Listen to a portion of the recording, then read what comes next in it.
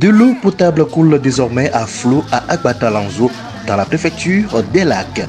Un forage photovoltaïque construit aux normes internationales a été inauguré ce samedi 8 février dans la dite localité.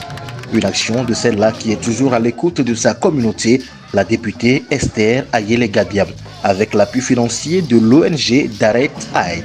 Cette organisation humanitaire au Togo depuis une trentaine d'années dit œuvrer conformément à la politique de desserte en eau potable du chef de l'État Faure Gnassingbé. Notre ONG a quitté pour aider les développements que le chef d'État est en train de faire. C'est ça que nous aussi on a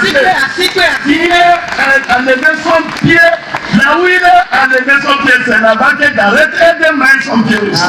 Pour avoir promptement été favorable au projet, l'élu du peuple réitère sa reconnaissance au gouvernement et à l'ONG Direct Aid. Je voudrais sincèrement dire un grand merci et toute ma gratitude à l'ONG Direct Aid avec à sa tête Monsieur El Beban pour l'appui et l'accompagnement sans cesse.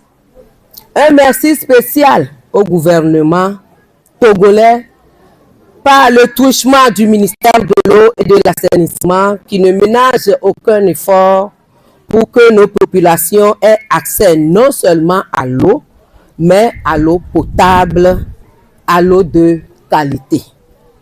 D'une seule et unique voix, tout le village d'Agbatalanzo remercie les députés des Lacs pour leur engagement en faveur du bien-être de leur communauté.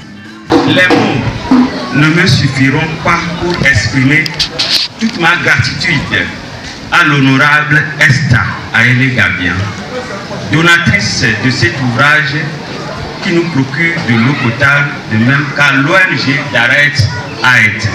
Mon village, par ma voix, vous dit un grand merci.